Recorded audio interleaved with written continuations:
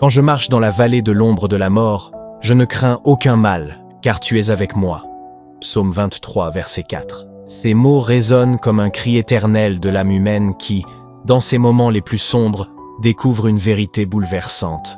La chute n'est jamais la fin, car dans la chute même, Dieu se révèle plus proche que jamais. Mon frère, ma sœur, laisse-moi te poser une question. As-tu déjà connu une saison de ta vie où tout semblait s'effondrer, où tes forces étaient parties, où tes prières semblaient s'éteindre avant même d'atteindre le ciel? Peut-être as-tu chuté moralement, spirituellement, émotionnellement. Peut-être que des chaînes invisibles t'empêchent d'avancer. Peut-être que tu portes des cicatrices de défaite qui ne veulent pas disparaître. Et pourtant, malgré tes faiblesses, malgré tes larmes et tes échecs, n'as-tu pas remarqué que c'est précisément là, dans ce creux douloureux, que tu as ressenti une paix mystérieuse, comme une main invisible te soutenant pour que tu ne sois pas englouti? Voilà la vérité que nous allons explorer ensemble aujourd'hui. Dans la chute, Dieu est proche, et il te soutiendra toujours. Avant de plonger dans cette révélation, permets-moi de t'encourager. Abonne-toi à cette chaîne Lumière dans la vallée, active la cloche de notification, et mets un like à cette vidéo, car ici tu trouveras chaque semaine des paroles qui fortifient, qui réveillent et qui transforment. Ton geste simple d'appuyer sur « J'aime » et de t'abonner n'est pas seulement un soutien à ce ministère, c'est aussi une façon de dire « Seigneur, je choisis de m'exposer à ta lumière et de marcher dans ta vérité. » Pourquoi parler de chute? Parce que la vie spirituelle n'est pas une ligne droite ascendante, mais un chemin jonché d'épreuves, de combats et de blessures. Le juste tombe, dit l'Écriture, mais il se relève toujours, non par ses propres forces, mais parce que la main de l'Éternel le soutient. Combien d'hommes et de femmes, dans la Bible comme dans notre époque, ont goûté à la réalité de la chute? David, l'homme selon le cœur de Dieu, est tombé dans l'adultère et le meurtre, mais il a trouvé grâce en s'humiliant devant Dieu. Pierre, le disciple ardent, a renié son maître 3 fois, mais Jésus est venu le relever par un regard rempli d'amour et une mission renouvelée. Même Samson, après avoir été humilié, aveuglé et enchaîné, a trouvé dans sa chute l'occasion d'une dernière victoire par la force de Dieu. La chute, aussi humiliante et douloureuse qu'elle soit, peut devenir un lieu de rencontre avec la grâce divine. Et je veux te le dire avec force. Peu importe où tu en es tombé, peu importe combien de fois tu es tombé, ton Dieu n'a pas détourné son regard. Dans ta faiblesse, il est fort. Dans ton effondrement, il est ton soutien. Dans ton désespoir, il est ton espérance. Peut-être qu'aujourd'hui tu te dis « Pourquoi moi? Pourquoi est-ce que je tombe toujours au même endroit? Pourquoi mes luttes semblent-elles plus fortes que mes prières? Pourquoi est-ce que les autres avancent, prospèrent, et moi je reste dans la poussière? » Ces questions, des milliers de croyants se les posent chaque jour. Mais écoute bien, la chute n'est pas la preuve de l'absence de Dieu, mais souvent la préparation à une plus grande révélation de sa puissance. Le diable aimerait te convaincre que ta chute est ton tombeau. Mais le Seigneur te dit, ce n'est pas ton tombeau, c'est ton point de départ. Laisse ces paroles pénétrer ton cœur. Répète-les dans ton esprit. Dans ma chute, Dieu est proche, et il me soutiendra toujours. Et je veux que tu écrives cette phrase puissante dans les commentaires. Dans ma chute, Dieu est proche. Il me soutiendra toujours. C'est une déclaration de foi, un témoignage que ton histoire n'est pas terminée. Dans cette vidéo, nous allons ensemble plonger dans les profondeurs des Écritures pour découvrir pourquoi Dieu permet parfois que nous tombions, comment il se sert de nos faiblesses pour révéler sa gloire, et de quelle manière sa proximité dans nos pires moments devient la plus belle preuve de son amour. Nous allons méditer sur des passages bibliques, examiner des témoignages vivants, et comprendre que chaque chute porte en elle un message céleste. Nous verrons 10 principes bibliques qui expliquent comment Dieu transforme nos défaites en victoires. Puis nous révélerons 7 vérités cachées des Écritures qui montrent la puissance de la main de Dieu dans nos échecs. Enfin, nous apprendrons comment appliquer tout cela dans notre vie quotidienne pour expérimenter une transformation réelle et durable. Reste donc avec moi jusqu'à la fin, car une prière spéciale sera libérée pour toi, afin que tu te relèves avec une force nouvelle et une espérance inébranlable. Ne crois pas que cette vidéo est tombée par hasard devant tes yeux. Dieu sait exactement ce dont tu as besoin, et il a conduit tes pas jusqu'ici parce qu'il veut te parler, te guérir et te relever. Alors, ouvre ton cœur, Oublie un instant les bruits du monde et entre avec moi dans ce temps de révélation. Car aujourd'hui, une vérité s'imprimera dans ton âme. Tu n'es jamais seul dans ta chute. Le ciel tout entier se penche sur toi. Et ton Père éternel est prêt à te prendre par la main. La chute est une réalité incontournable de l'existence humaine. Une expérience qui traverse les âges et que même les figures bibliques les plus admirables ont dû affronter. Et pour comprendre ce mystère, il est nécessaire de plonger dans les Écritures afin de voir comment Dieu agit dans ces moments de fragilité. Car au cœur même de la faiblesse, sa présence devient plus manifeste que jamais. Et le croyant apprend que la proximité divine se révèle davantage dans la douleur que dans le succès. La Bible ne maquille pas la condition humaine. Elle expose les faiblesses de ses héros afin de montrer que ce n'est pas la perfection de l'homme qui glorifie Dieu, mais sa grâce qui se déploie dans les vases brisés. Et c'est pourquoi le psaume 37, verset 24, proclame avec puissance que même si le juste tombe, il ne restera pas terrassé, car l'Éternel lui prend la main. Une image saisissante d'un Dieu qui n'abandonne jamais ses enfants dans la poussière, mais qui tend toujours sa main pour les relever. Le monde définit la chute comme un échec irréversible, une marque d'infériorité ou de faiblesse, mais Dieu la transforme en école de vie et en tremplin spirituel. Et la chute devient alors le lieu où l'orgueil s'éteint, où la dépendance à soi-même est crucifiée et où la reliance totale à Dieu se construit. Car c'est dans l'abaissement que l'on découvre la profondeur de sa fidélité.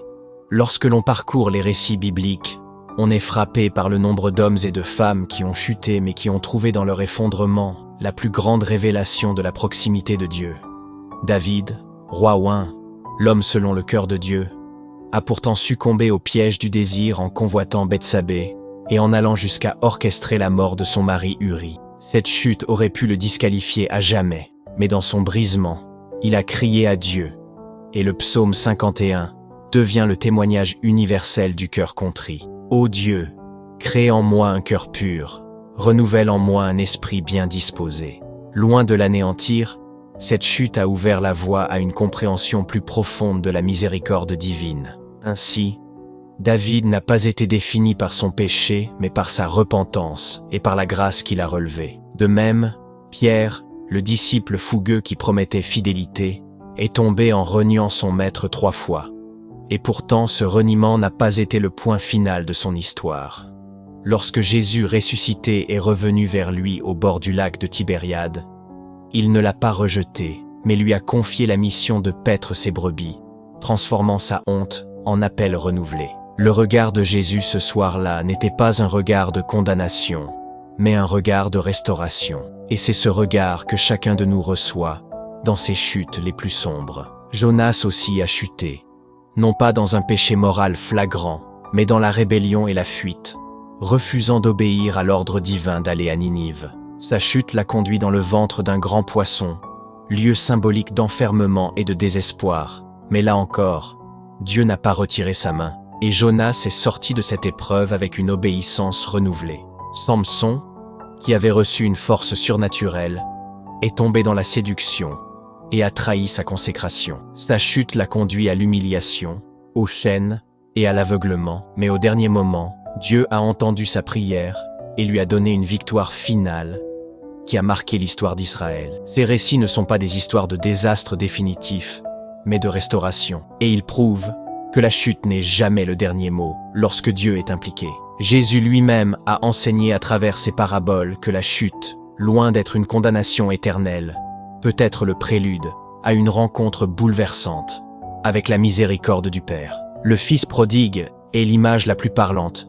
Il a volontairement quitté la maison, dilapidé son héritage, et connu l'humiliation extrême en mangeant avec les porcs. Mais sa chute l'a conduit à se souvenir de l'amour du Père, et son retour fut accueilli non par des reproches, mais par une fête. Ainsi Jésus nous révèle que le Père n'attend pas que nous revenions parfaits, mais qu'il court à notre rencontre dès que nous décidons de nous relever. De la même manière, la parabole de la brebis perdue démontre que le cœur de Dieu est orienté vers celui qui tombe, car Jésus laisse les 99 pour chercher celle qui s'est égarée. La chute attire l'attention particulière du berger.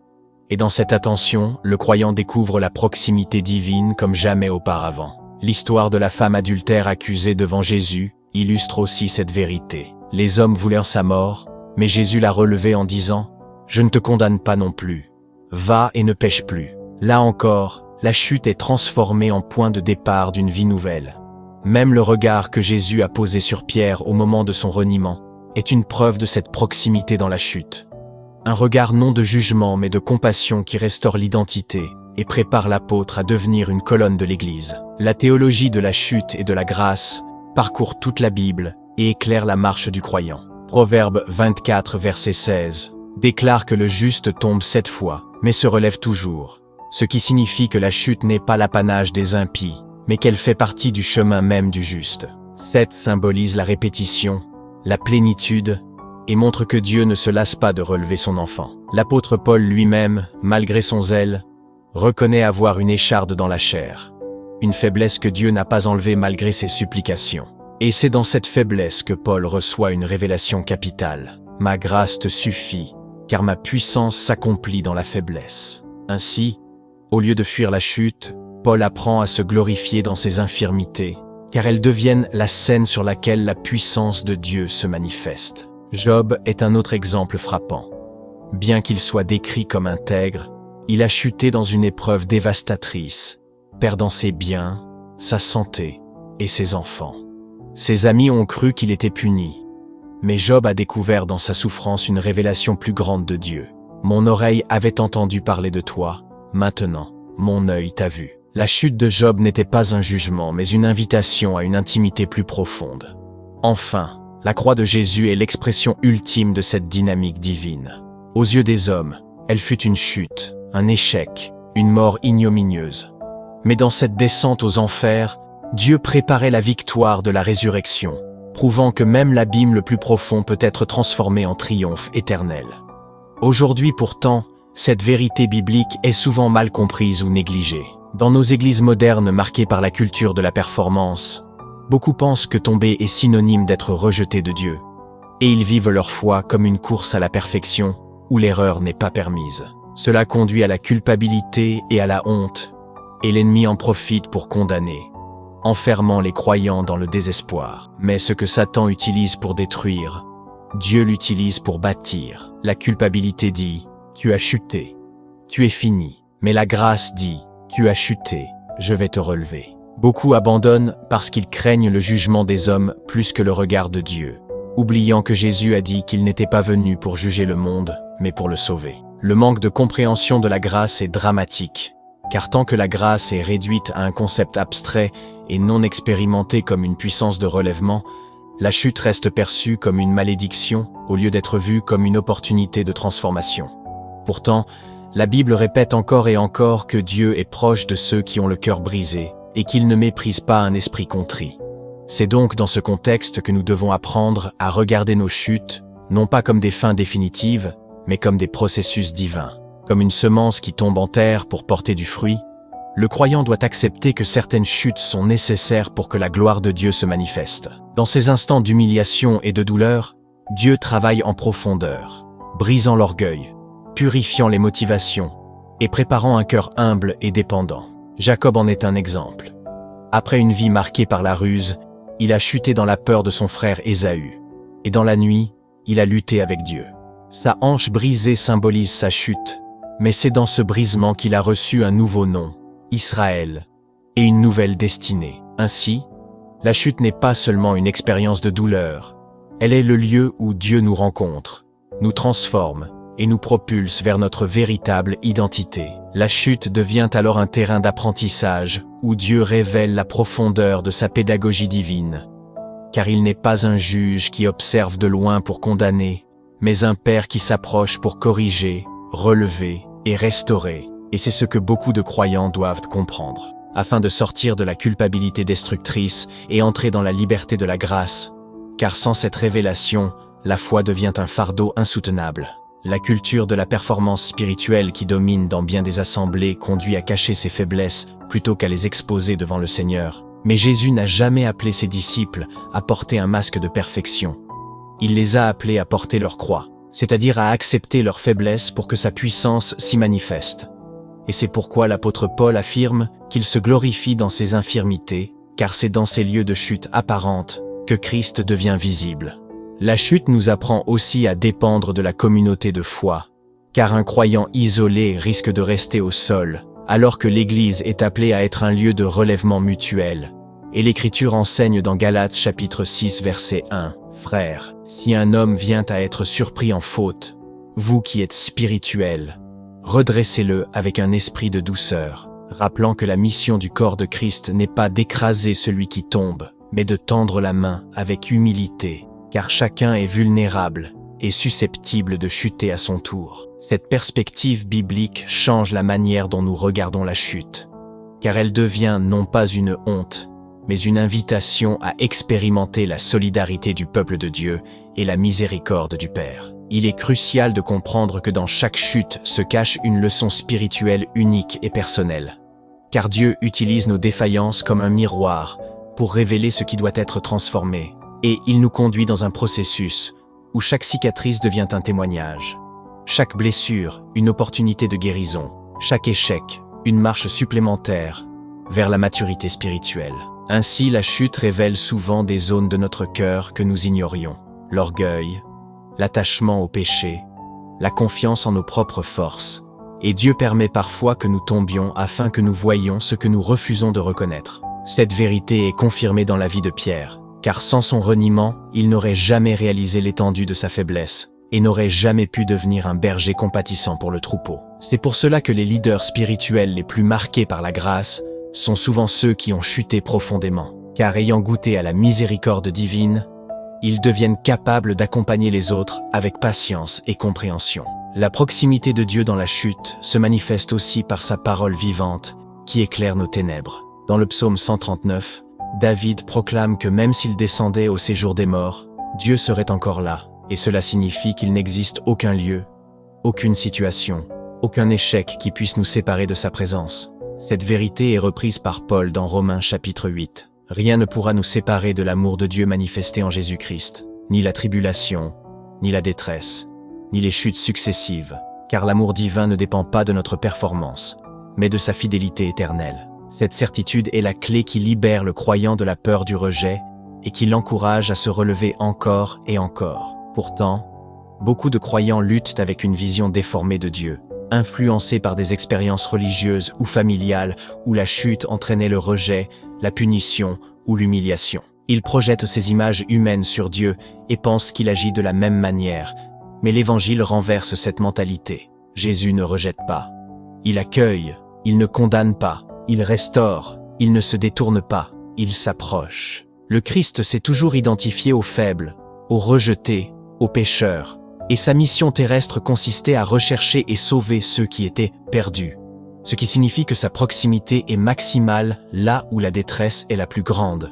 Spirituellement, la chute a aussi une fonction prophétique, car elle annonce une saison nouvelle. Comme le grain de blé qui doit tomber en terre pour porter du fruit, le croyant découvre que son effondrement n'est pas la fin, mais une préparation à une récolte abondante. Ce principe spirituel est illustré par l'histoire de Joseph. Vendu par ses frères, trahi, jeté en prison, il a connu une succession de chutes apparentes, mais chacune d'elles l'a rapproché de son accomplissement divin. Ce qui semblait une descente était en réalité l'escalier de Dieu vers l'élévation.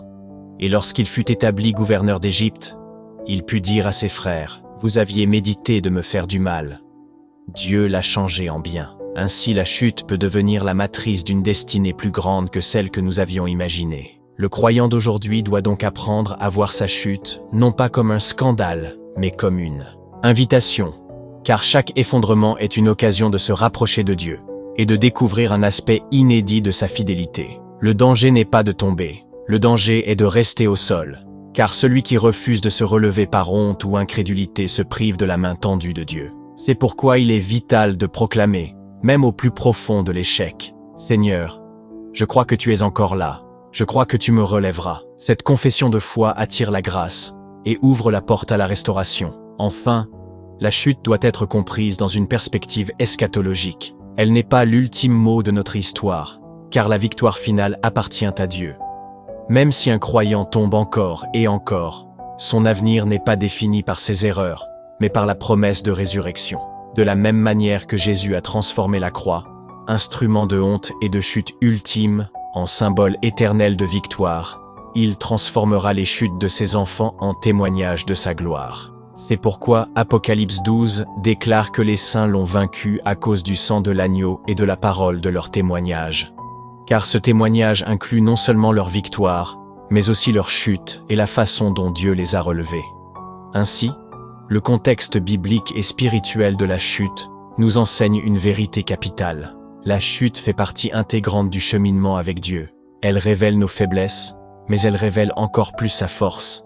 Elle expose nos limites, mais elle manifeste davantage sa fidélité.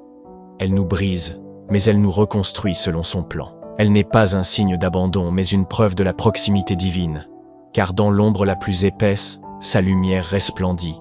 Et dans le cri le plus désespéré, sa voix douce se fait entendre. Et c'est cette vérité que nous devons garder gravée dans nos cœurs. Dans chaque chute, Dieu est proche. Et il nous soutiendra toujours. La marche avec Dieu n'est pas une ligne droite dépourvue de failles.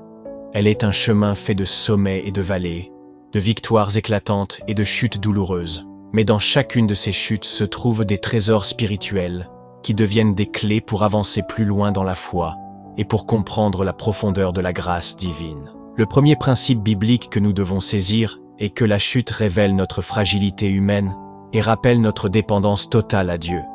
Car sans lui, nous ne pouvons rien faire. Jésus l'a affirmé dans l'Évangile selon Jean chapitre 15 verset 5. « Sans moi, vous ne pouvez rien faire. » La chute met en lumière l'illusion de notre force personnelle et détruit la confiance en nous-mêmes pour que nous apprenions à nous appuyer uniquement sur la force du Christ. Pierre en est l'exemple parfait, lui qui croyait être plus fidèle que tous les autres disciples. Lui qui jurait qu'il ne renierait jamais le Seigneur, même si tous l'abandonnaient. Et pourtant, au moment de l'épreuve, il a chuté, il a renié 3 fois son maître. Sa chute a révélé la fragilité humaine, mais aussi la fidélité divine, car Jésus avait déjà prié pour lui afin que sa foi ne défaille pas, et qu'une fois revenu, il fortifie ses frères. Ainsi, dans nos propres chutes, nous découvrons que nous ne sommes pas invincibles, et que notre seule espérance réside dans l'ancrage à Dieu. Et cette prise de conscience douloureuse mais salutaire devient le fondement de l'humilité et de la dépendance spirituelle. Le deuxième principe est que Dieu ne juge pas selon la chute, mais selon la foi qui se relève après la chute. L'homme regarde à l'erreur et s'arrête à l'échec, mais Dieu regarde au cœur qui choisit de se tourner vers lui-même après être tombé. Dans Hébreux chapitre 11, la galerie des héros de la foi inclut des hommes et des femmes qui ont chuté, menti, douté ou failli, mais qui ont été comptés justes parce qu'ils ont cru et se sont relevés. Abraham, par peur, a menti en présentant Sarah comme sa sœur, 2 fois même. Et pourtant la Bible le désigne comme le père de la foi. Moïse, dans sa colère, a tué un Égyptien et a fui dans le désert, mais Dieu l'a choisi pour être le libérateur d'Israël. Ce que Dieu honore, ce n'est pas une vie sans faille, mais une foi qui persévère malgré les faiblesses. Ainsi, le croyant doit apprendre à se juger, non pas selon ses erreurs, mais selon la fidélité de Dieu qui l'appelle toujours à se relever. Le troisième principe est que la chute peut être utilisée par Dieu comme un outil de discipline et de sanctification. Hébreux chapitre 12 verset 6 déclare que « Le Seigneur châtie celui qu'il aime, il frappe de la verge tous ceux qu'il reconnaît pour ses fils. » Cela signifie que parfois, Dieu permet la chute pour corriger, pour réveiller, pour purifier. Jonas en est l'illustration frappante. Il avait reçu un ordre clair d'aller à Ninive, mais il a choisi la fuite. Sa désobéissance l'a conduit dans une tempête, puis dans le ventre d'un grand poisson, lieu de désespoir et de solitude. Mais dans ce ventre, Jonas a prié et a reconnu la souveraineté de Dieu. Et c'est après cette expérience de chute qu'il a accompli sa mission. La chute devient donc une école où Dieu discipline notre cœur, non pas pour nous détruire, mais pour nous sanctifier et nous préparer à marcher dans notre destinée. Le quatrième principe est que dans la chute, l'Esprit Saint intercède et soutient le croyant. Romains chapitre 8, verset 26, enseigne que l'Esprit vient au secours de notre faiblesse et qu'il intercède par des soupirs inexprimables lorsque nous ne savons que demander dans nos prières. Cela signifie que même au plus bas, quand la douleur ou la honte nous paralyse, l'Esprit Saint se tient à nos côtés et prie en nous et pour nous. Job, assis dans la cendre, incapable de comprendre son épreuve, a connu le silence. Mais dans ce silence, l'Esprit de Dieu travaillait, et sa fin a été plus glorieuse que son commencement. Dans nos chutes, nous ne sommes jamais seuls, car une prière invisible s'élève du plus profond de notre âme par l'Esprit qui nous garde connectés au ciel. Le 5e principe est que la chute prépare toujours une restauration plus glorieuse. Le prophète Joël, dans le chapitre 2, verset 25, annonce que Dieu peut restituer les années dévorées par la sauterelle, symbole des pertes et des chutes. Pierre, après son reniement, aurait pu rester écrasé par la honte, mais Jésus est venu le restaurer avec amour et lui a confié la mission de paître ses brebis. La chute de Pierre n'a pas anéanti son appel, elle l'a préparé à un ministère plus profond, marqué par la compassion et la puissance. La restauration de Dieu n'est pas un simple retour à l'état initial. Elle est une élévation, une gloire supérieure, un témoignage de grâce qui dépasse ce que nous étions avant de tomber. Le 6e principe est que la chute produit l'humilité et brise l'orgueil. Paul en témoigne lorsqu'il parle de son écharde dans la chair, une faiblesse que Dieu n'a pas ôtée malgré ses prières, afin qu'il ne s'enorgueillisse pas. Il a appris que la grâce de Dieu suffisait et que la puissance divine s'accomplissait dans la faiblesse. Nos chutes nous rappellent que nous ne sommes pas autosuffisants et que sans l'humilité, nous risquons de nous glorifier de nos propres forces. Mais quand l'orgueil est brisé, la grâce peut se déployer pleinement. Celui qui a chuté et qui a été relevé devient conscient que tout vient de Dieu et non de lui-même. Et cette humilité attire une onction nouvelle. Le 7e principe est que la chute devient un témoignage de grâce pour les autres. Dans Apocalypse chapitre 12 verset 11, il est dit que les saints ont vaincu l'ennemi par le sang de l'agneau et par la parole de leur témoignage. Ce témoignage inclut les chutes et la manière dont Dieu nous a relevés. David, après sa faute, a écrit le psaume 51, qui est devenu un cri universel de repentance et de restauration. Ces paroles continuent d'inspirer et de libérer des générations de croyants. Ainsi, nos chutes, transformées par la grâce, deviennent des instruments de guérison pour d'autres. Celui qui témoigne de sa chute et de sa restauration donne de l'espoir à celui qui croit être perdu. Le 8e principe est que Dieu utilise la chute pour rediriger notre vie vers notre véritable destinée. L'histoire de Joseph en est la preuve éclatante. Trahi par ses frères, vendu comme esclave, faussement accusé et jeté en prison, Joseph a chuté encore et encore aux yeux des hommes. Mais chacune de ces chutes était en réalité une étape vers son élévation. Dieu a utilisé les épreuves pour le conduire jusqu'au trône d'Égypte, où il a sauvé des nations entières de la famine. Ce que ses frères avaient voulu pour le mal, Dieu l'a transformé en bien. Ainsi, parfois nos chutes nous sortent des chemins que nous aurions choisis pour nous conduire vers le chemin que Dieu a préparé. Le 9e principe est que la chute enseigne la persévérance et la résilience. Proverbe chapitre 24 verset 16 déclare que le juste tombe 7 fois et se relève toujours. Le chiffre 7 symbolise la répétition et la plénitude. Cela signifie que le croyant peut tomber encore et encore, mais que la persévérance et le relèvement sont plus importants que la perfection. Les apôtres eux-mêmes ont connu la persécution, la prison, la douleur, mais ils ont persévéré et leur résilience est devenue la preuve de la puissance de leur foi. Chaque chute surmontée fortifie l'âme et l'enracine dans une espérance inébranlable. Le 10e principe est que la chute révèle la fidélité inébranlable de Dieu. Dans Deutéronome chapitre 31 verset 8, il est dit « L'Éternel marchera lui-même devant toi, il sera lui-même avec toi, il ne t'abandonnera point, il ne te délaissera point, ne crains pas et ne t'effraie pas. » Israël, malgré ses murmures, ses rébellions et ses chutes incessantes dans le désert, a été soutenu par Dieu jour après jour. Sa fidélité n'a jamais failli, même lorsque le peuple faiblissait. Ainsi, dans nos propres chutes, la fidélité de Dieu demeure constante et devient la fondation solide sur laquelle nous pouvons toujours nous appuyer. Ces 10 principes nous révèlent que la chute n'est pas une tragédie définitive, mais une scène où Dieu manifeste sa gloire. Elle expose notre faiblesse mais dévoile aussi sa force. Elle nous humilie mais nous restaure. Elle nous blesse mais nous guérit. Elle nous dévie mais nous repositionne. Dans la prochaine partie, nous approfondirons encore davantage cette vérité en explorant 7 révélations cachées dans les Écritures, qui montreront avec une intensité nouvelle pourquoi et comment Dieu se tient si proche dans nos chutes, et comment ces vérités peuvent transformer radicalement notre vie spirituelle. Lorsque nous avons contemplé les 10 principes bibliques qui révèlent la présence de Dieu dans la chute, il est maintenant essentiel d'aller plus loin dans leur application concrète, car ces vérités ne sont pas de simples concepts théologiques, mais des réalités spirituelles qui doivent être incarnées dans la vie de chaque croyant. Le premier développement nécessaire est de comprendre que la fragilité humaine révélée par la chute n'est pas un handicap spirituel, mais une invitation à la dépendance. Chaque fois que nous chutons, nous nous souvenons que nous ne sommes pas le centre, que nous ne sommes pas autosuffisants et que la vie chrétienne ne se vit pas par l'énergie de la chair, mais par la puissance du Saint-Esprit. Cette conscience produit l'humilité, et l'humilité attire la grâce, comme le dit Jacques chapitre 4 verset 6. Dieu résiste aux orgueilleux, mais il fait grâce aux humbles. Ainsi, celui qui accepte de reconnaître sa faiblesse après la chute devient un réceptacle plus grand pour la force de Dieu. De même, lorsque nous affirmons que Dieu ne juge pas selon la chute, mais selon la foi qui se relève, nous devons comprendre que le jugement divin est toujours orienté vers la restauration et non la condamnation.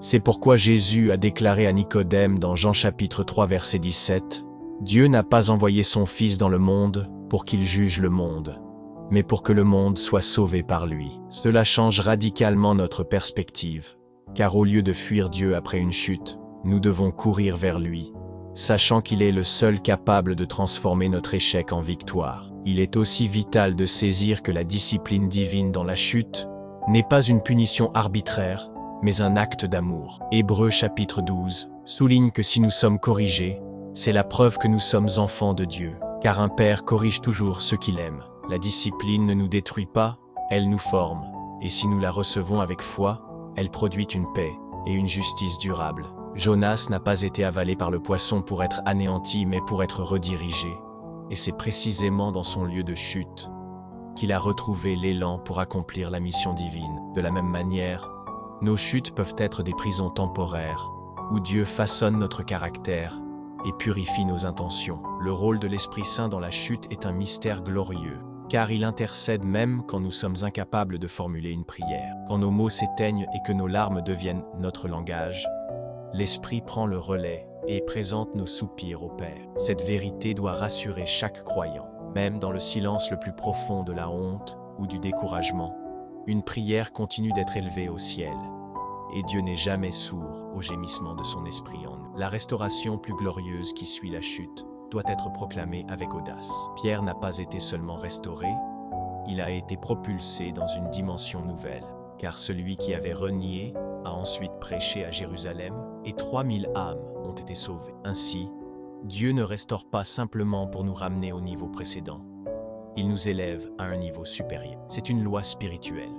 Ce qui est tombé et relevé par Dieu porte une gloire plus grande que ce qui n'a jamais été brisé. Cette vérité doit remplir notre cœur d'espérance, car même si nous avons perdu des années dans l'échec ou l'erreur, Dieu est capable de restituer ces années et de nous donner une fécondité surnaturelle. L'humilité produite par la chute devient alors une arme puissante contre l'orgueil spirituel, car celui qui a chuté sait que sans Dieu il n'est rien, et qu'aucun mérite ne lui appartient. Paul l'avait compris, lui qui disait « J'ai travaillé plus que tous, non pas moi toutefois, mais la grâce de Dieu qui est avec moi ». L'humilité attire la faveur divine et permet aux croyants de marcher dans une onction qui ne vient pas de lui mais de Dieu seul. Le témoignage né de la chute est un trésor pour l'Église. David, après son échec, a écrit des psaumes qui continuent de guérir les cœurs des croyants depuis des millénaires. Ce qu'il a vécu dans la douleur est devenu une source de consolation pour des générations. Ainsi, tes propres chutes, une fois transformées par la grâce, deviendront un témoignage qui brisera les chaînes d'autres vies. Le diable tente de te faire taire en utilisant ta honte, mais Dieu veut utiliser ton histoire comme un canal de guérison.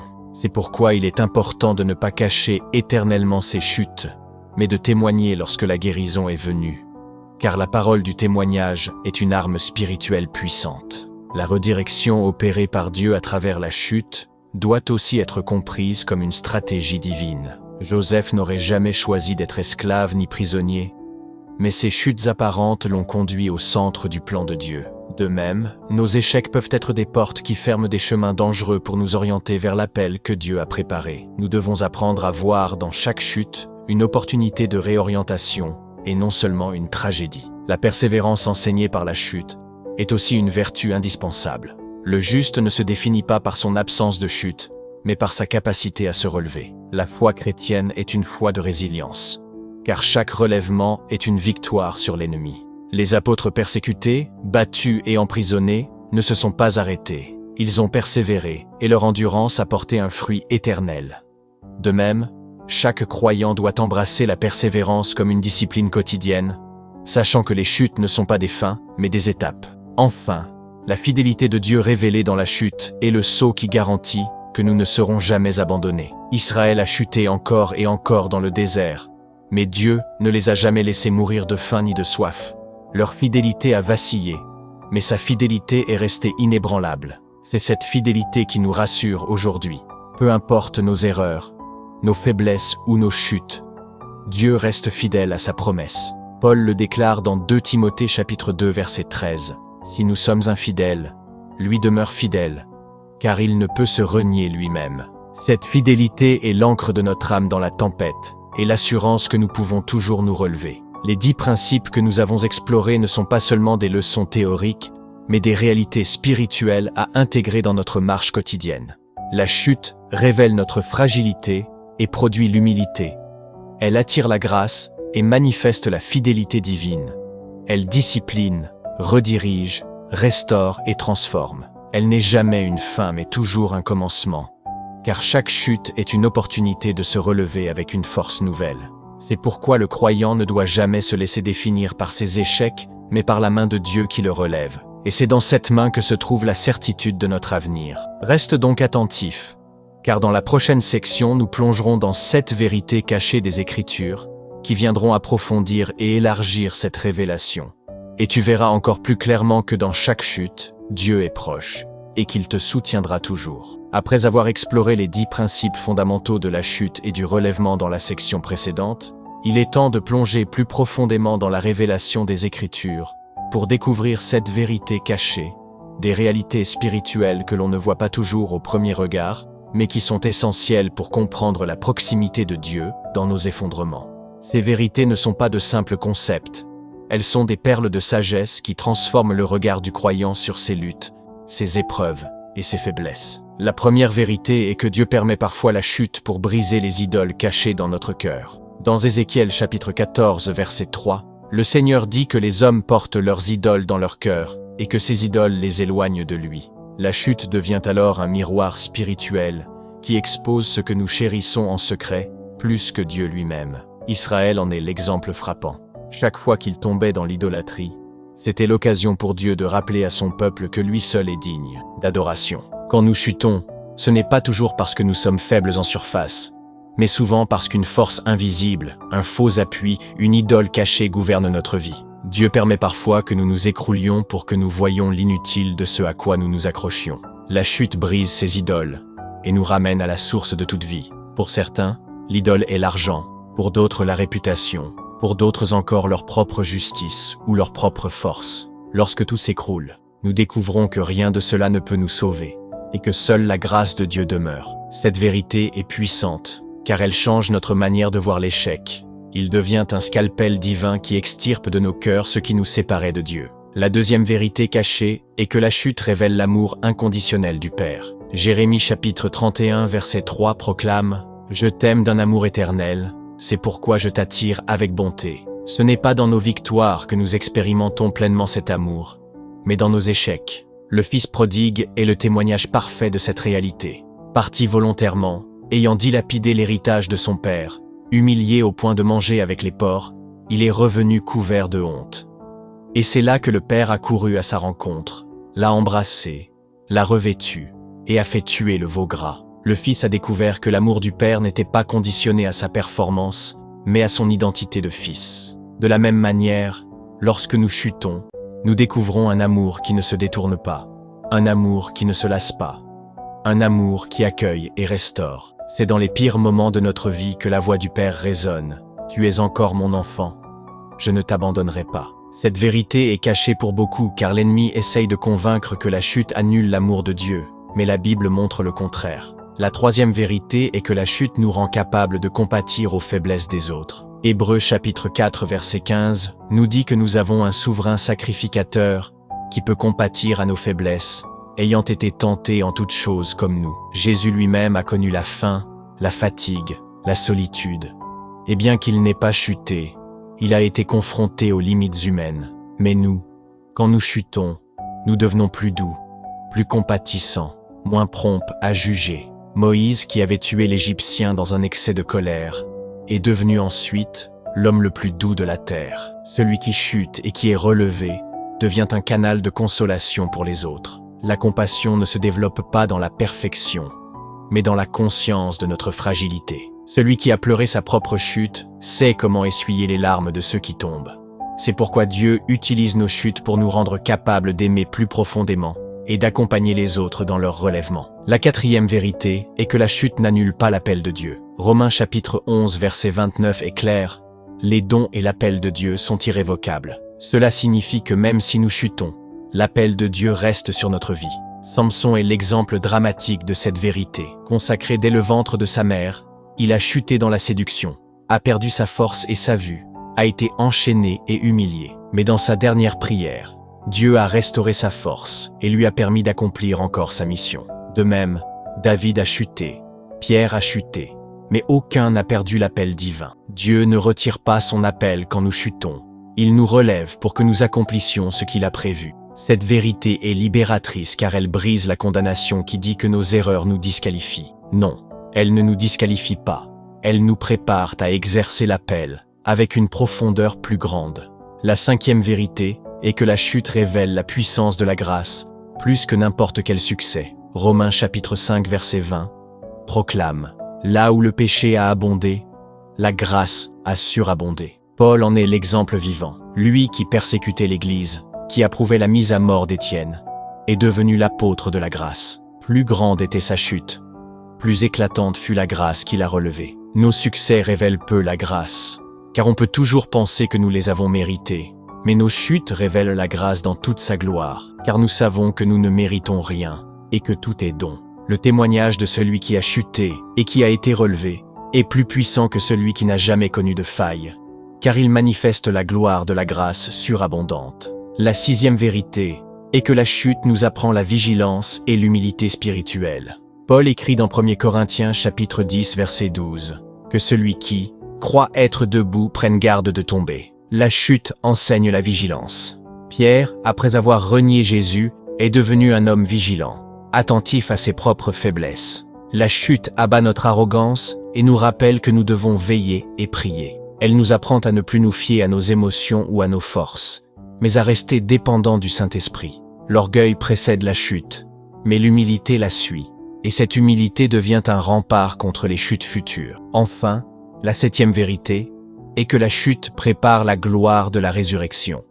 Jésus lui-même a accepté la plus grande des chutes, la croix, la mort, l'humiliation, le rejet. Mais cette chute apparente a préparé la victoire éternelle de la résurrection. Jean chapitre 12 verset 24 dit que le grain de blé doit tomber en terre et mourir pour porter beaucoup de fruits. Chaque chute est une mort symbolique, mais cette mort prépare une vie nouvelle, une fécondité spirituelle qui n'aurait jamais été possible autrement. Nos chutes sont des semences enfouies dans la terre de l'humiliation, mais Dieu les utilise pour faire jaillir une résurrection pleine de gloire.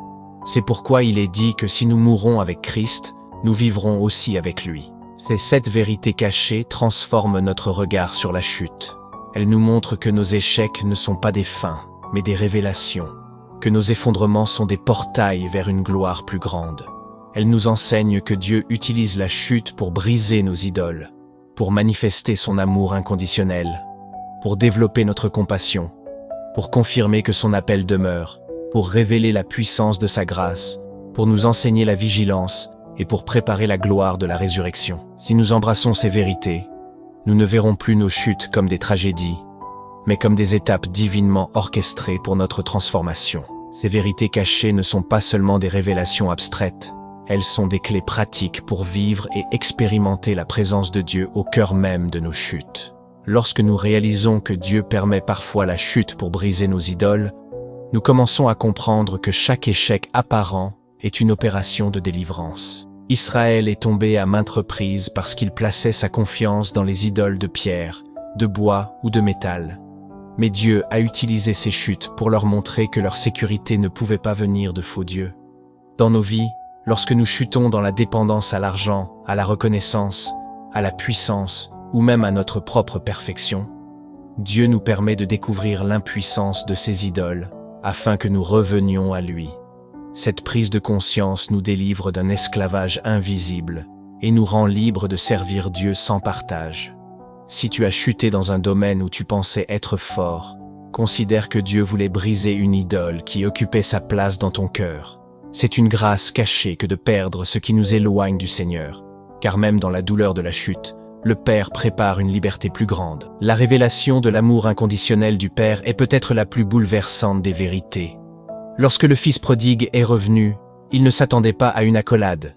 Il s'attendait à une réprimande, à une place parmi les serviteurs, mais il a reçu une fête. C'est ainsi que Dieu agit dans nos chutes. Il ne nous attend pas avec des chaînes, mais avec une robe, un anneau et un banquet. Plus nous chutons, plus nous découvrons que son amour ne dépend pas de notre performance.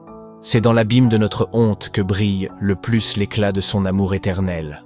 Chaque croyant doit apprendre à recevoir cet amour, même quand il pense ne pas le mériter, car c'est précisément dans nos moments d'indignité que nous en faisons l'expérience la plus forte. L'ennemi chuchote que Dieu ne peut plus nous aimer après une chute, mais la vérité des Écritures proclame que rien, ni la mort, ni la vie, ni les anges, ni les puissances, ni les choses présentes, ni les choses à venir, ni les hauteurs, ni les profondeurs, ni aucune autre créature ne pourra nous séparer de l'amour de Dieu manifesté en Jésus-Christ. La compassion que nous recevons dans la chute devient un outil puissant pour consoler les autres. Celui qui n'a jamais connu la faiblesse peut facilement juger, mais celui qui a chuté et qui a été relevé devient doux, patient et miséricordieux. Moïse, après avoir chuté, n'était plus le même homme. Il n'était plus le jeune prince arrogant. Il est devenu un serviteur doux et attentif. De la même manière, quand nous avons expérimenté la miséricorde, nous apprenons à transmettre cette miséricorde aux autres. C'est pourquoi Dieu permet parfois la chute, pour que nous soyons capables de compatir aux faiblesses des autres et pour que nous devenions des canaux de grâce. L'Église a besoin de croyants qui ne condamnent pas mais qui relèvent, qui ne jugent pas mais qui restaurent. Et cela ne peut venir que de ceux qui savent ce que signifie être tombé et avoir été relevé. Quand nous comprenons que la chute n'annule pas l'appel de Dieu, nous reprenons courage. Combien de croyants abandonnent parce qu'ils croient que leurs erreurs les ont disqualifiés à jamais. Mais la vérité est que l'appel de Dieu demeure. Samson a été humilié, aveuglé et enchaîné, mais dans son dernier souffle, il a accompli plus que dans toute sa vie. Pierre, après avoir renié, a été choisi pour être une pierre vivante dans la fondation de l'Église. Même après nos pires chutes, Dieu ne dit jamais « Je me suis trompé en t'appelant ». Il dit « Je savais tes faiblesses et je t'ai choisi quand même ». Cela nous libère de la condamnation et nous pousse à nous relever pour poursuivre la mission divine. La puissance de la grâce révélée dans la chute dépasse tout ce que nous pourrions comprendre. Paul disait qu'il était le premier des pécheurs et que c'était précisément pour cela que Dieu lui avait fait grâce, afin que sa vie soit un modèle pour tous ceux qui croiraient. Ce n'est pas par hasard que celui qui avait persécuté l'Église est devenu l'apôtre qui a écrit le plus sur la grâce. Plus grande est la chute, plus éclatante est la grâce.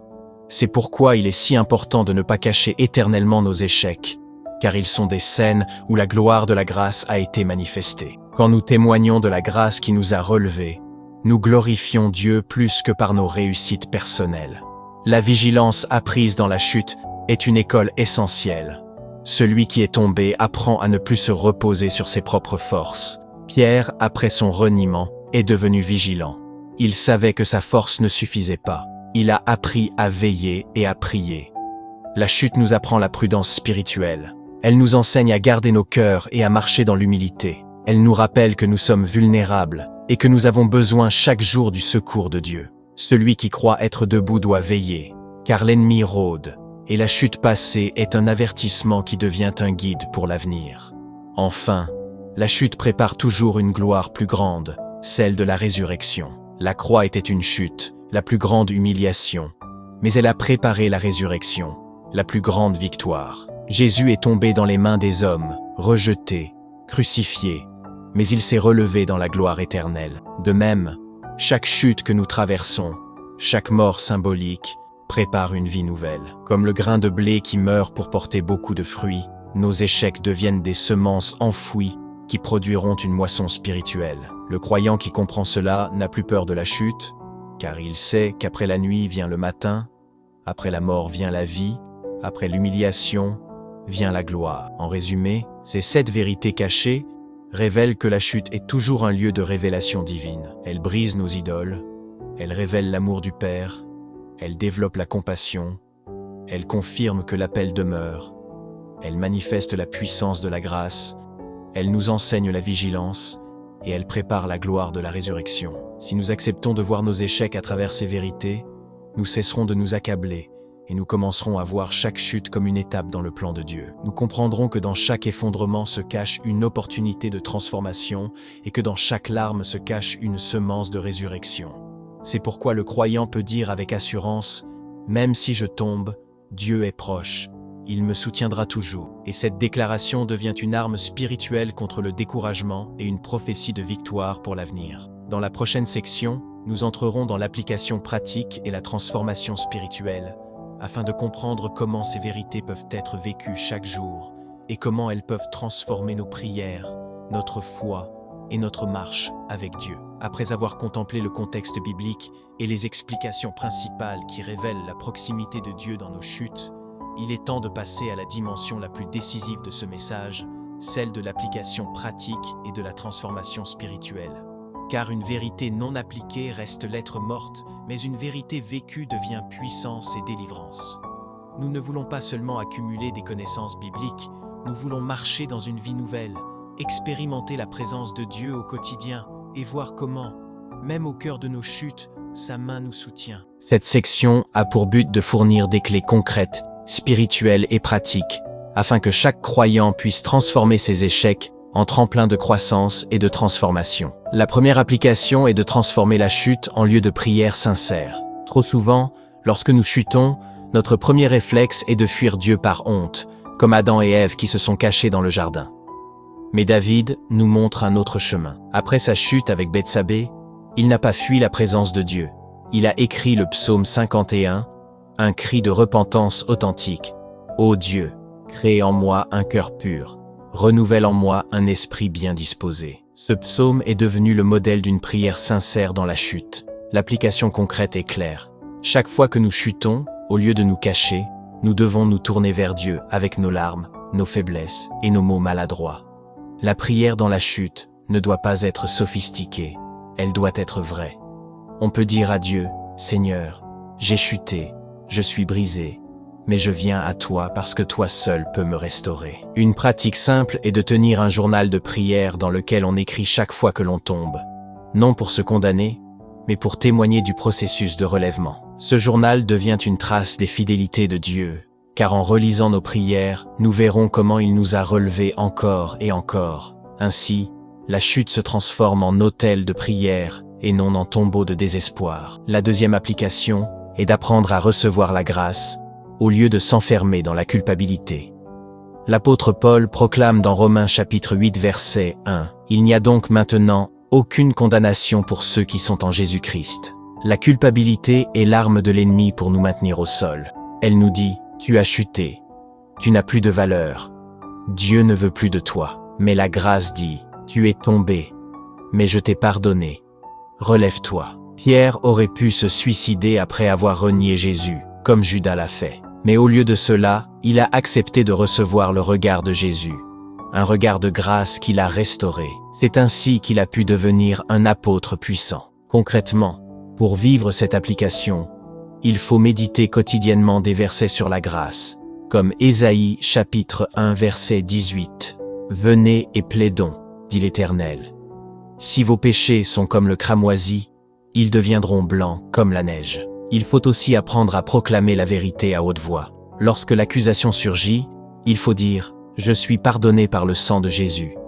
Je suis libre de toute condamnation. » Cette confession n'est pas psychologique, elle est spirituelle et brise les chaînes de la culpabilité. Enfin, il est utile de refuser les mensonges de l'ennemi en opposant la parole.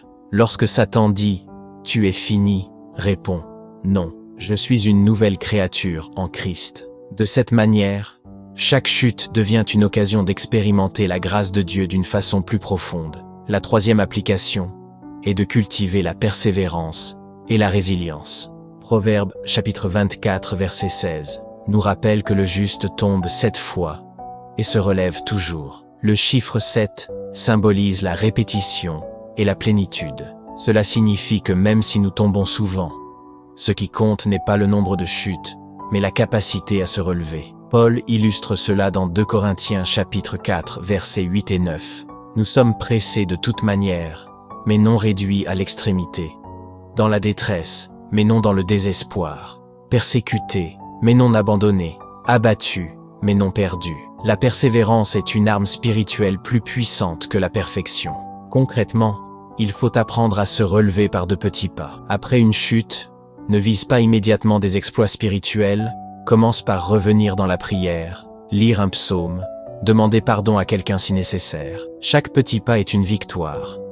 Tiens un carnet de témoignages dans lequel tu notes chaque fois que Dieu t'a relevé. Quand le découragement revient, relis ce carnet et rappelle-toi que Dieu a déjà agi et qu'il agira encore. La résilience se cultive aussi dans la communauté. Ne reste pas isolé. Entoure-toi de frères et sœurs qui peuvent t'encourager, prier pour toi et te rappeler que tu n'es pas seul. La persévérance est plus contagieuse que la perfection, et elle construit une foi solide. La quatrième application est d'apprendre à voir la chute comme une école d'humilité. Jacques chapitre 4 verset 6 déclare « Dieu résiste aux orgueilleux, mais fait grâce aux humbles ». Chaque chute est un rappel que nous ne sommes pas des surhommes, mais des êtres humains fragiles. Paul, avec son écharde, a compris que Dieu ne l'avait pas choisi pour sa perfection, mais pour que sa puissance se manifeste dans sa faiblesse. Concrètement, vivre cette application, c'est apprendre à dire pardon. Pardon à Dieu, pardon aux autres, pardon à soi-même. L'humilité, c'est aussi accepter de rendre des comptes. Trouve un mentor spirituel, un ami de confiance à qui tu peux confier tes luttes, afin de ne pas marcher seul. Cette transparence brise l'orgueil et attire la grâce. Dans la prière, adopte un langage d'humilité. Seigneur, je n'y arrive pas sans toi. J'ai besoin de ta force. L'orgueil repousse Dieu, mais l'humilité attire sa faveur. Ainsi, chaque chute devient un professeur qui enseigne l'humilité et ouvre les écluses de la grâce. La cinquième application est de transformer la chute en témoignage vivant. Apocalypse chapitre 12 verset 11 dit « Ils l'ont vaincu à cause du sang de l'agneau et à cause de la parole de leur témoignage. » Nos chutes, une fois restaurées, deviennent des armes contre l'ennemi. David a écrit des psaumes après sa chute, et ces psaumes continuent de libérer des cœurs des siècles plus tard. Paul n'a pas caché qu'il avait persécuté l'Église. Il en a témoigné pour montrer la grandeur de la grâce. Toi aussi, ton histoire peut libérer quelqu'un. Concrètement, il faut oser partager son témoignage, non pas en se glorifiant du péché, mais en glorifiant la grâce. Raconte comment tu as chuté et comment Dieu t'a relevé. Partage ton expérience dans un groupe de prière. Écris ton témoignage dans un journal ou un livre. Utilise-le pour encourager ceux qui traversent les mêmes luttes. Ce qui était ta honte devient ta couronne, car le diable ne peut plus utiliser contre toi ce que tu as livré à la lumière. La sixième application est de garder les yeux fixés sur la fidélité de Dieu. Lamentations chapitre 3 versets 22 et 23 déclarent « Les bontés de l'Éternel ne sont pas épuisées. Ses compassions ne sont pas à leur terme. Elles se renouvellent chaque matin. » Dans la chute, nous devons nous rappeler que Dieu est fidèle. Israël est tombé encore et encore dans le désert, mais Dieu a toujours pourvu à la manne et à l'eau. Sa fidélité ne dépend pas de notre constance, mais de son caractère immuable. Concrètement, tu peux tenir un carnet de reconnaissance, dans lequel tu notes chaque intervention de Dieu dans ta vie. Relis-le quand tu es découragé. Médite les promesses bibliques chaque jour, et remercie Dieu, même au milieu de l'échec. La gratitude ouvre les yeux pour voir que, même dans la chute, la fidélité de Dieu demeure. Enfin, la septième application est de s'appuyer sur la résurrection comme espérance ultime. Jésus a dit dans Jean chapitre 11 verset 25 « Je suis la résurrection et la vie ». Chaque chute est une mort symbolique, mais elle prépare une résurrection personnelle. La croix n'était pas la fin, mais le début de la résurrection. De la même manière, nos échecs préparent un relèvement plus glorieux. Concrètement, Cela signifie que tu dois croire que ce n'est pas la fin. Visualise la restauration que Dieu prépare. Prier avec foi pour la saison de relèvement et de fruits qui vient est un acte prophétique. La résurrection est la promesse que toute mort débouche sur la vie. Ainsi, chaque chute porte en elle la semence d'une victoire plus grande. Ces applications ne sont pas simplement des exercices spirituels. Elles sont des chemins de transformation qui permettent à chaque croyant de faire de ses chutes des tremplins vers une vie nouvelle. Chaque fois que tu transformes ta chute en lieu de prière, tu refuses de laisser le diable gagner. Et tu affirmes que Dieu est ton refuge. Chaque fois que tu choisis la grâce au lieu de la culpabilité, tu te tiens sur la vérité de la croix et tu brises l'esprit d'accusation. Chaque fois que tu persévères malgré la douleur, tu bâtis une foi inébranlable qui inspire les autres. Chaque fois que tu vois dans ta chute une école d'humilité, tu attires la faveur divine. Chaque fois que tu fais de ton échec un témoignage vivant, tu arraches des âmes aux griffes de l'ennemi. Chaque fois que tu fixes tes yeux sur la fidélité de Dieu, tu reçois une force nouvelle. Et chaque fois que tu regardes à la résurrection, tu sais que ton histoire ne s'arrête pas dans la poussière, mais dans la gloire. Pour illustrer cela, imagine une histoire inspirée des cieux. Un croyant pris au bord du désespoir après une chute. Il voit un ange apparaître et lui montrer une salle céleste remplie de coupes brillantes. Chaque coupe contient des larmes versées dans l'échec, et l'ange lui dit « Ces larmes ne sont pas perdues, elles sont recueillies par Dieu et transformées en perles précieuses pour ta couronne éternelle. » Alors le croyant comprend que même ces larmes ne sont pas vaines, et que chaque chute vécue dans la foi devient une gloire éternelle. Cette histoire nous enseigne que le ciel donne une valeur éternelle à ce que nous considérons comme des défaites.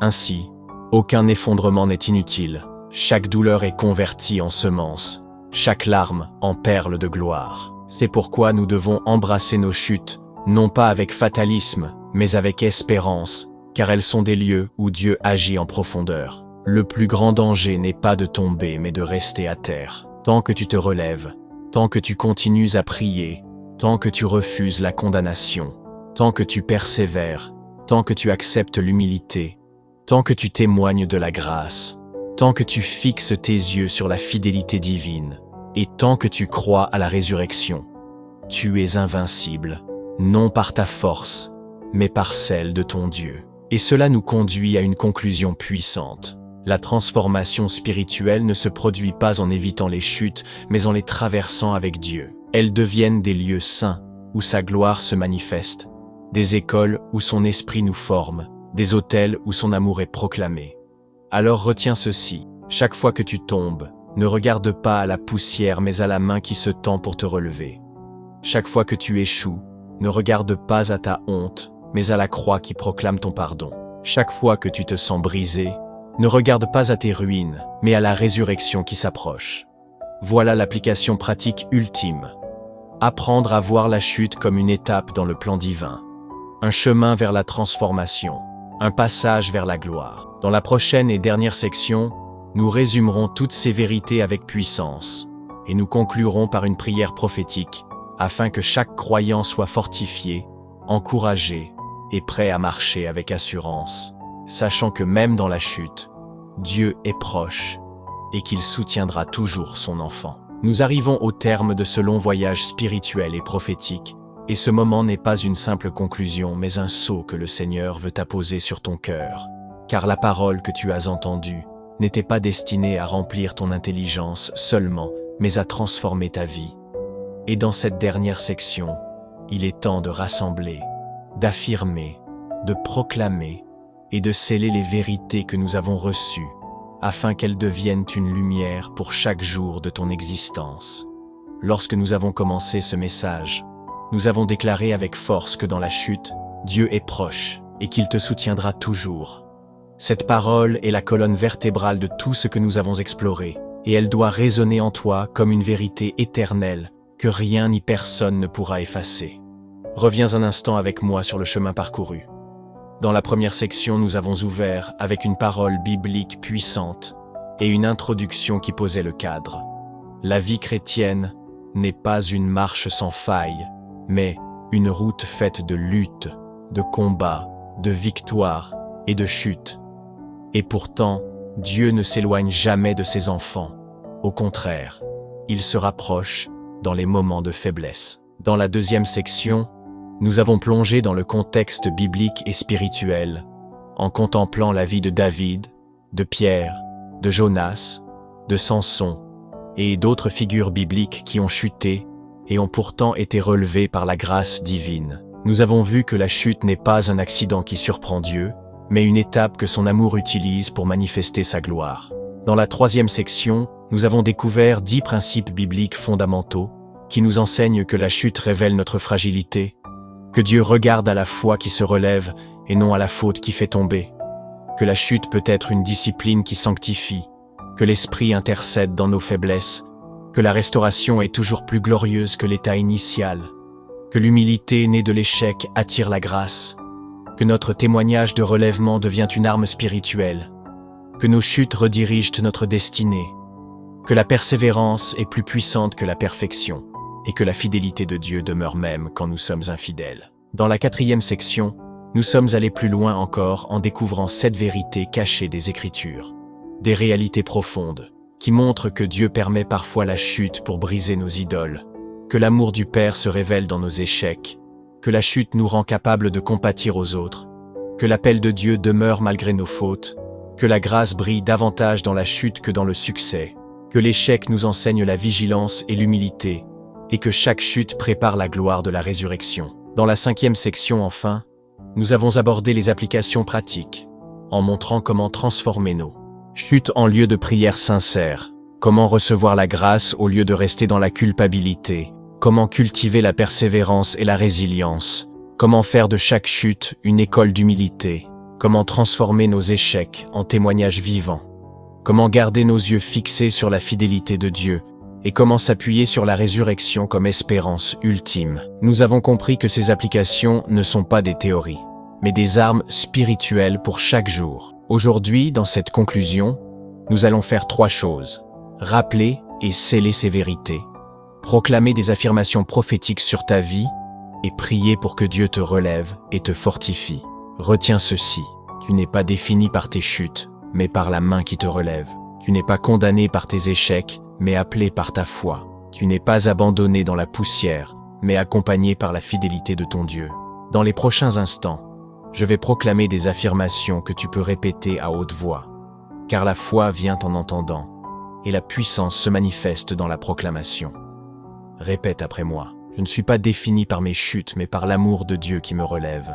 Je ne suis pas prisonnier de mes erreurs, mais héritier de la grâce qui me libère. Je ne suis pas un esclave du passé, mais une nouvelle créature en Christ. Je ne suis pas abandonné dans ma faiblesse, mais soutenu par la main de mon Père céleste. Je ne suis pas rejeté à cause de mes échecs, mais accepté à cause du sang de Jésus. Je ne suis pas destiné à rester dans la poussière, mais appelé à marcher dans la victoire. Je ne suis pas condamné, mais justifié. Je ne suis pas perdu, mais trouvé. Je ne suis pas fini, mais en chemin vers la gloire. Je ne suis pas vaincu, mais plus que vainqueur par celui qui m'a aimé. Ces déclarations prophétiques ne sont pas des slogans, mais des vérités bibliques qui doivent devenir ton langage intérieur. Quand le diable te murmure que tu es fini, proclame que tu es relevé. Quand ton cœur t'accuse, proclame que tu es justifié par le sang de l'agneau. Quand tu te sens écrasé, proclame que la main de Dieu te soutient. Quand la honte veut t'enfermer, proclame que la grâce a surabondé. Ces affirmations sont des armes spirituelles qui brisent les forteresses de condamnation et ouvrent la voie à la restauration. Maintenant, entrons dans un temps de prière. Père éternel, nous venons devant toi dans la vérité et dans la reconnaissance. Nous reconnaissons que nous avons chuté à maintes reprises, que nous avons failli, que nous avons douté, que nous avons été faibles, mais nous savons que tu ne nous rejettes pas. Au contraire, tu nous accueilles avec des bras ouverts. Seigneur, nous confessons nos péchés, nous déposons nos fardeaux, nous abandonnons nos idoles et nous proclamons que sans toi, nous ne pouvons rien faire, mais avec toi, nous pouvons tout. Seigneur Jésus, merci pour ton sang qui purifie, merci pour ta croix qui relève, merci pour ta résurrection qui donne la vie. Saint-Esprit, viens maintenant fortifier celui qui écoute cette prière, relève le découragé, guéris le brisé, console l'affligé, restaure celui qui s'est éloigné, embrase de nouveau le cœur éteint. Nous déclarons par la foi que chaque chute est une opportunité de rencontrer ta grâce. Nous déclarons que chaque larme est une semence de gloire. Nous déclarons que chaque faiblesse est un lieu où ta puissance se manifeste. Seigneur, que celui qui écoute sente maintenant ta main sur son épaule, ton amour dans son cœur, ta paix dans son esprit. Nous prophétisons un relèvement, une restauration, une nouvelle saison. Là où il y avait la honte, qu'il y ait la dignité. Là où il y avait le désespoir, qu'il y ait l'espérance.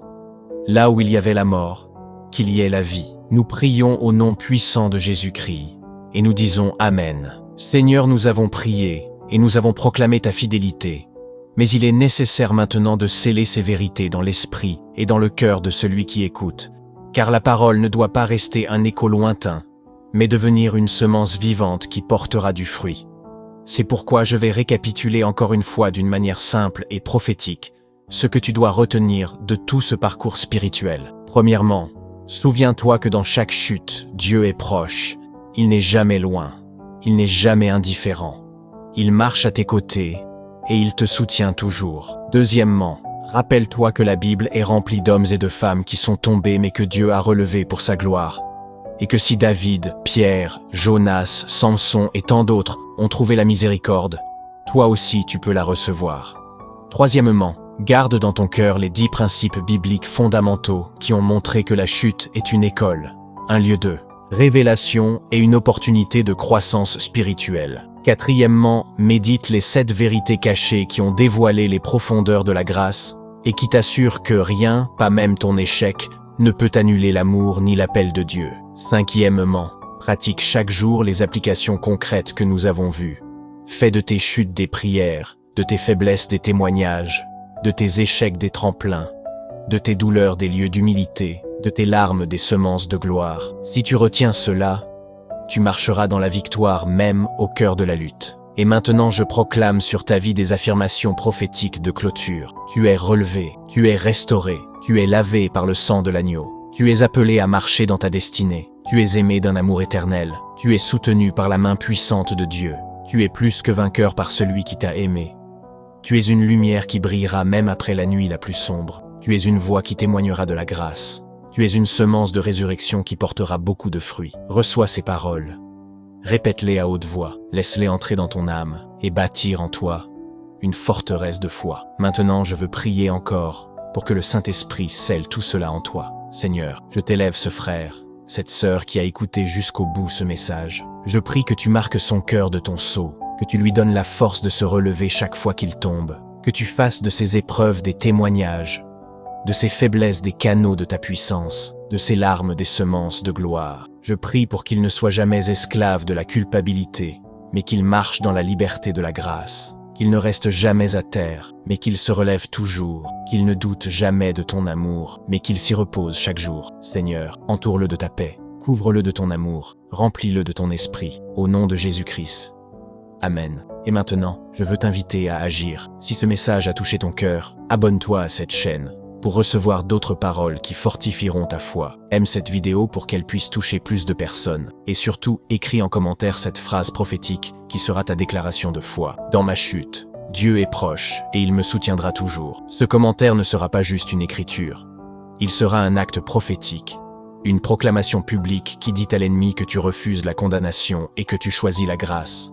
Et je t'invite aussi à partager cette vidéo avec tes proches, à tes amis, à ta famille, mais aussi sur WhatsApp avec le plus grand nombre, car ce message peut relever quelqu'un qui est au bord du désespoir. Ton partage peut être un instrument de salut et de restauration. N'hésite pas, sois un canal de cette lumière. Avant de clôturer, je veux te donner une vision prophétique pour ton avenir. Vois-toi comme un arbre planté près d'un courant d'eau. Même si la tempête a brisé quelques branches, même si le vent a fait tomber quelques feuilles, les racines sont vivantes. Et cet arbre refleurira. Tu es cet arbre. Et Dieu a promis que tes racines ne sécheront pas, que tes fruits reviendront, que ta saison de stérilité sera suivie d'une saison d'abondance. Vois-toi comme un soldat qui a trébuché sur le champ de bataille, mais que son roi relève, nettoie, équipe à nouveau et renvoie au combat, et cette fois avec une armure plus solide et une stratégie plus claire. Vois-toi comme une pierre rejetée par les hommes, mais choisie et précieuse aux yeux de Dieu, placée dans son édifice spirituel. Voilà ton avenir. Non pas défini par tes chutes, mais par ton relèvement. Alors marche avec assurance, marche avec courage, marche avec foi, car dans chaque pas, Dieu est avec toi. Souviens-toi de cette déclaration finale et garde-la comme une épée spirituelle. Dans ma chute, Dieu est proche et il me soutiendra toujours. Voilà la parole que tu dois garder dans ton cœur, proclamer de ta bouche et partager autour de toi. Et moi je te dis à très bientôt pour un nouveau message dans Lumière dans la vallée. Que le Seigneur te bénisse, qu'il te garde et qu'il fasse resplendir sur toi sa lumière, maintenant et à jamais, au nom de Jésus-Christ. Amen.